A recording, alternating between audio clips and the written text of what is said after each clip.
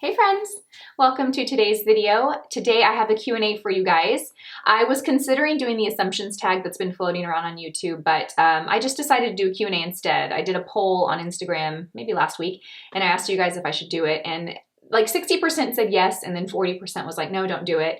It opens the door for negativity, and I thought, I guess it kind of does. I've enjoyed watching the assumptions tags videos, but I thought a Q&A might be better. So that's what we are going to do today. I have a ton of questions here on my phone that you guys submitted on Instagram, so let's get started. Okay, so Joy asks, how do you get brands to work with you? Do you contact them or do they contact you? For the most part, brands will reach out to me.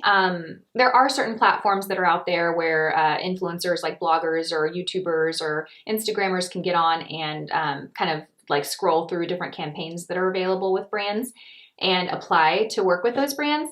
But for the most part, I would say brands will reach out to me. If you guys don't notice, I kind of work with the same brands over and over and over again. So I feel really fortunate for that because, you know, I like to kind of form more of a partnership with a brand that I really love and continue to share that on my channel. Okay, so Breeze Bug asks, are you excited to be near 100,000 subscribers? Your channel is growing. Yay. Yes, I'm really excited. I am so excited to be close to that milestone. I was kind of hoping that I would hit it by the end of the year of 2019.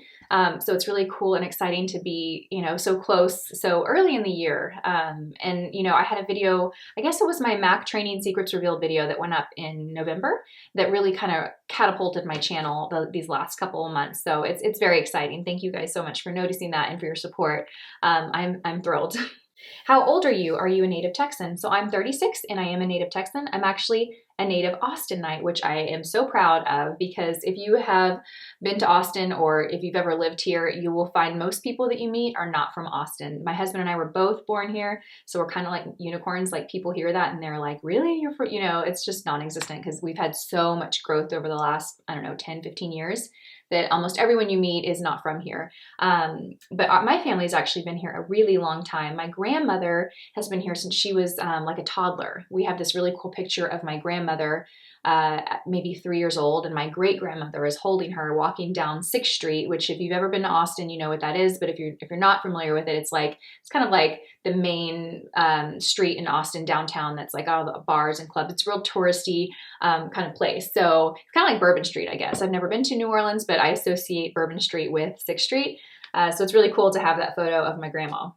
Tracy says, how do I make you my best friend? I love that. I love that you feel that way because I feel like there are YouTubers that I watch or Instagrammers or whatever. And I'm like, I want to be friends with them. They just seem so fun and like someone I would want to be a friend with. So it makes me feel awesome that you said that. Thank you. Cooking videos, self or family. I need to do more cooking videos. I don't consider myself a really good cook.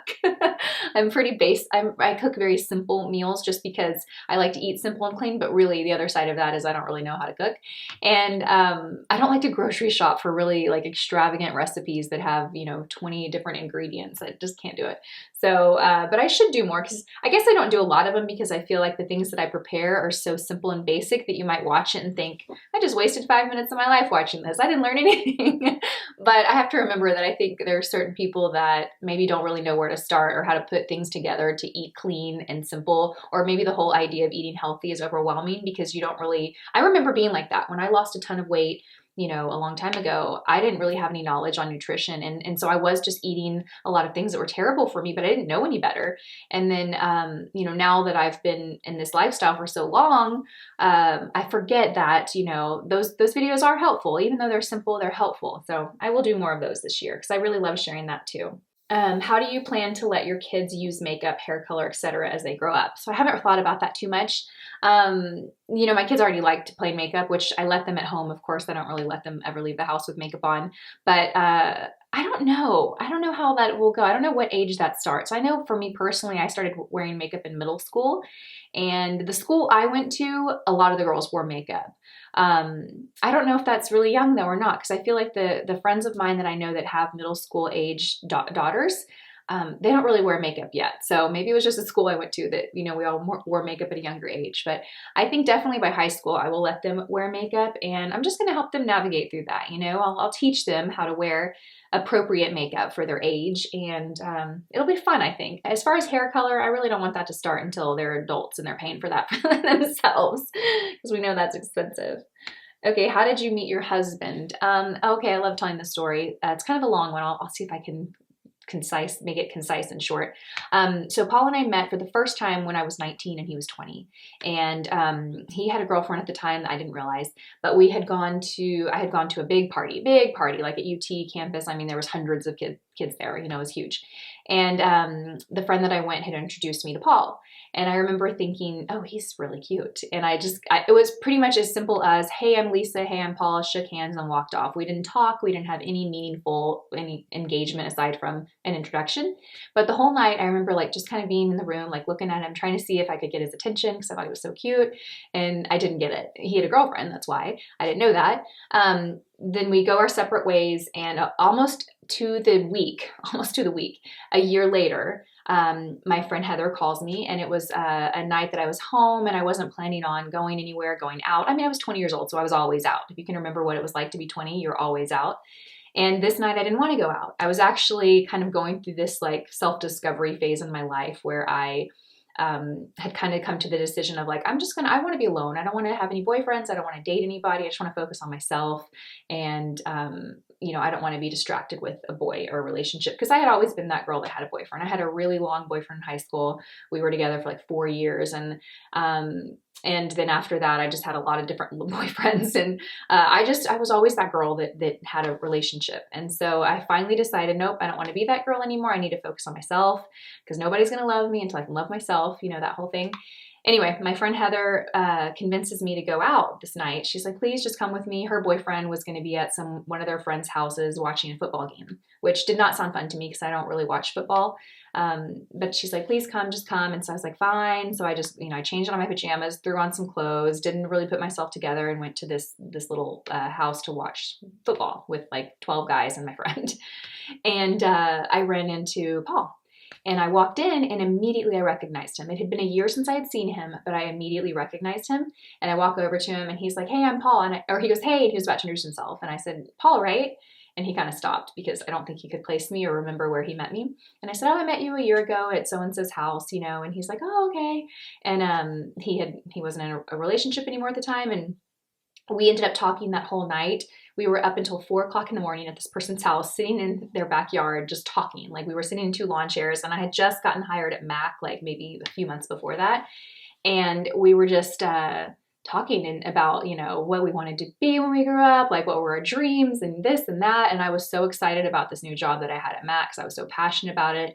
And I remember him telling me later that was one thing that was really attractive to him, is that I was so passionate about this job and makeup, and I wanted to be a makeup artist and, you know, all of this stuff. And so from that moment on, we were pretty much inseparable. I remember he shot me a text message the next day. He's like, hey, actually he called me because we weren't even texting then. I remember I sent him his very first, this is a really long story. I told you I was going to make it short, but it's long. I remember sending him his very first text message ever. That's how long ago this was. So he called me the next day and he left me this voicemail, and I'll never forget it. He was like, hey, Lisa, this is Paul. I met you last night. He was trying to remind me of who he was. And I was like, of course I remember you. We talked for like 6 hours. It was funny, but anyway, the short story is we moved in together like 10 months later, and then we lived together, and then I got that job at Mac to be the trainer, and then we moved to San Antonio together, hadn't gotten engaged yet. You know, we kind of did things the non-traditional route. We bought a house in San Antonio when I was 21, he was 22, we were babies, we still weren't engaged, bought a house together, it was nuts. And then we got engaged right after that, and then we got married, and then we had Brooklyn 4 years later, and then here we are. We were celebrating 12 years of marriage this year. 12 years, long time. Have you thought about the Peloton treadmill? Yes, I have. I would love to have the Peloton treadmill. You guys know I'm a big fan of Peloton, but we don't really have space for it in the house. And honestly, I love to run outdoors. Like I would run outside over running on a treadmill any day. So I'm happy with my bike. I probably will not get that treadmill unless one day I have a big, huge mansion with my own gym, and then I'll buy it, but that's not going to happen anytime soon. How do you get started exercising when you haven't done so in a few years? I love this question.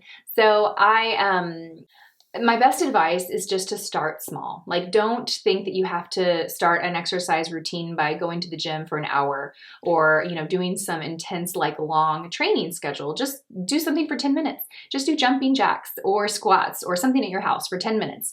Get your heart rate up, maybe get a little bit of a sweat. And just try and do that every single day. What's great about it is it's so short that you can do it. There's not really an excuse like you don't have time, because you only need 10 minutes. Do that, and then what you'll find is that you'll find two things happen. You'll find that one, you feel really good when it's over, like and not just because you got it done with, but you feel good physically. You're like, your endorphins are racing or rushing or whatever endorphins do. You just feel good, and then you look forward to it. And so if you can do that every day and get in the habit, what did I hear sometime? It said motivation gets you started, habit keeps you going. So once you can create a habit, it becomes so much easier. And once you can identify that great feeling that you have after you've done it, whether it's 10, 15, or 20 minutes, you will look forward to it, and you'll notice that you spend a little more time. Maybe your 10 minutes turns into 20, and then your 20 turns into 40. And then before you know it, you're looking forward to going and working out for 45 minutes or so. I think that's the best advice, but don't think about it. Don't overthink it. Don't talk yourself out of it. I still do that sometimes. I'm like, oh, should I go to the gym? But if I go to the gym, it's gonna take me 20 minutes to drive there and then 20 minutes to back. And I just keep like talking myself out of it. Just do it. Just get your shoes on and do it before you can talk yourself out of it. Do you still work outside of YouTube? I don't. I did until last year. Last year, YouTube got to a point where I was able to make that switch from, working in a job outside of the house and then, just doing YouTube. And it's really cool. I feel so fortunate and lucky. It's crazy. I mean, I started YouTube almost 5 years ago, and I was really naive. I didn't know that people were really earning money off of YouTube at the time. And I did YouTube for 3 years, and I didn't make a penny off of it, and that was fine. I loved it. So I think it's really cool when you are fortunate enough to do something that you love and that you would do anyway. Obviously, I do YouTube at a level that I wouldn't be able to do if I weren't provided an income from it. 3 videos a week and all the things that I purchase in this like setup that I have, I wouldn't be able to. But no, I don't still work out of the home. When I look back at when I did, it's just crazy. Like I had 2 little kids, and I know that as mothers we're always needed with our children, but I think when you have really young kids that, or you're always on, like when you're at home, you're always on, like, mommy, I need this, mommy, I need that, mommy, come wipe my butt, mommy, and will you get me water? Like it's kind of exhausting. I mean, let's be real, it's exhausting. And I only worked 3 days outside of the home, but they were full days, and then the 2 days that I was off, I would try and film and do all my YouTube work when the kids were in school, which was really only 6 hours a week because my youngest is only in school from 9 to 1, which really gives me 9:30 to 12:30 to work. So it was a lot to kind of balance, and I never felt like I was really good at anything. I felt like my YouTube channel was like mediocre. I was just like trying to get content up. I wasn't planning what I wanted to do and really taking time with it. So I didn't think that I really was creating the best content I could have. And at my job, I didn't feel like I was doing well because I have little kids that are sick all the time. And I remember being, having to call in sick once a month or twice a month because my daughter had a fever or something. And then I felt guilty for work because I had a really great flexible job that was really understanding. And I'm so grateful for that. But I felt bad calling in sick when I only worked 3 days a week, And then of course, the mom guilt that we have is a whole nother thing. And I don't think that ever goes away. I still have that from time to time about certain things, but, okay. What do you eat in a day? So I've done a couple videos about what I eat in the day. I eat pretty clean. I eat several times a day. I always have breakfast, lunch, and dinner, and then 2 snacks. I find that I operate better that way. I've had people in past videos comment and tell me that's the wrong way to do it, that you're send your body into this or that. And, I think that we're all so different. What works for me might not work for someone else. Where obviously your activity level matters. I'm pretty active, so I think that may be why it's worked for me well. I think also your age and hormones and all of that stress plays a role in our weight management. And so for me, eating every couple hours is what works. If I allow myself to get too hungry, I will eat terribly. I get really hangry, angry and hungry together. It's just not a good combination. So I like to eat every couple hours. And I try and eat around 1,500 calories a day. If I'm really trying to be strict and maybe drop a pound or two, I'll aim for 1,200. But I would say on average, I take in about 1,500 calories a day. You did a new foundation from Revlon a week or so back. How did it wear? Love that foundation. It's the Candid Foundation by Revlon, and I absolutely love it. It is so beautiful. That one and the L'Oreal Fresh Wear Foundation are 2 new drugstore foundations that I highly recommend. They are so nice on the skin. They're lightweight. They make the skin look really beautiful and have a natural finish, as in they're not super matte, but they're not super dewy. They're just a natural, hydrated, healthy look. I love them both. What was the brand of makeup mirrors you showed recently and how do you still like them? So it's the Glamcore Riki Skinny Mirror is what it is. This is what it looks like. It comes off, it has this little stand here. I love this mirror. I need to charge it, but you turn it on and you can adjust the lights. I wish that I had charged it so you guys could see. It's amazing. You do have to charge it. I find I'm charging it at least once a week. I think the battery life is 4 hours if you have it on the lowest setting, but if you have it on the highest setting, you'll get about 2 hours of use before you have to charge it. I absolutely love it. It also has, let me show you. It also has this. It's a magnetic, like magnifying mirror. It's so smudgy and dirty, sorry. And then it also has a cell phone holder. So if you ever do like live tutorials or, you know, maybe you just want to talk on the phone while you do your makeup, I don't know. You can prop your phone on here too. I absolutely love it. I also got the Graceful, I think it's called, which is just a smaller mirror. But this is, I definitely love it. It's kind of a splurge, but I would totally recommend it. How often do you work out? I definitely work out at least 4 days a week, 4 to 6. I work out when I want to, which happens to be pretty often. I love working out, but sometimes, I mean, keep in mind, a workout might just be 20 minutes on my Peloton bike. That doesn't mean I'm going to the gym and for an hour, 6 days a week. That doesn't happen. I spend 20 to 40 minutes in my workouts typically, and at least 4. I rarely do less than 4 days unless it's like a crazy, crazy week. But I always try and give myself at least 1 day off. And if I don't feel like working out, I don't do it. I try and really keep a healthy relationship with exercise and food because I have been in places where I did not have a healthy relationship with it. And so I really try and like not go down the path of like getting obsessed and burnt out, because I think that can happen if you force yourself to work out all the time, you know? What advice would you give to someone who is considering a major career shift? Okay, this is a good one. And that's pretty serious advice to give, but I would say this. I come from the belief that, you know, we have like one shot at this lifetime of ours, right? So I feel like you should make the most out of it. And if you want to try something else or go after starting your own business or making a career shift, it can be really scary. That's a big decision to make. And there's a lot of factors to consider, right? Like, it's scary to just change. You know, if you've been doing the same thing for years and then you change to a completely different field, that's scary. It's also scary to think about finances. You know, what does that mean for your financial situation? Can you make that change?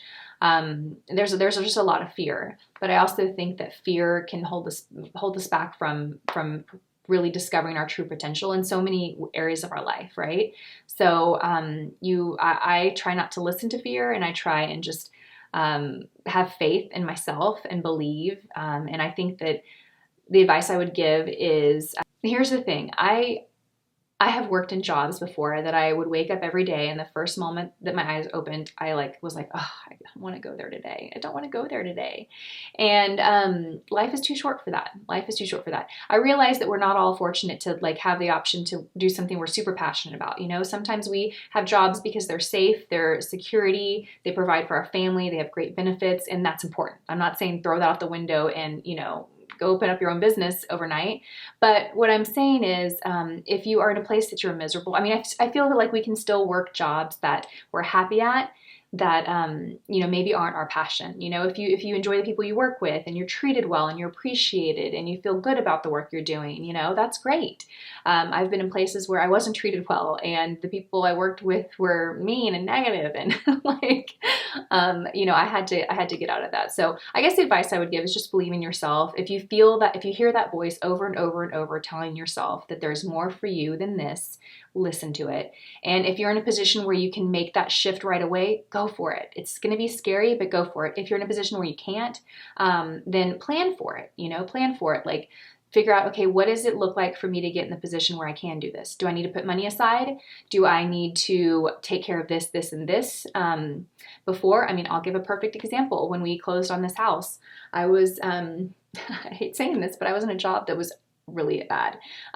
It was hard for me to stay there.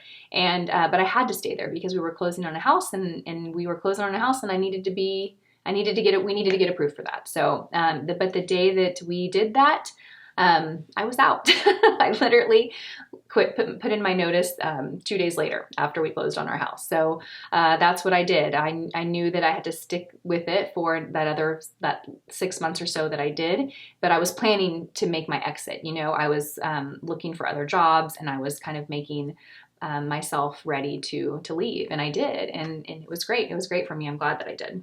Do you ever have a cheat meal? And if so, what's your favorite? So yes, I do. I have, I don't eat healthy 100% of the time.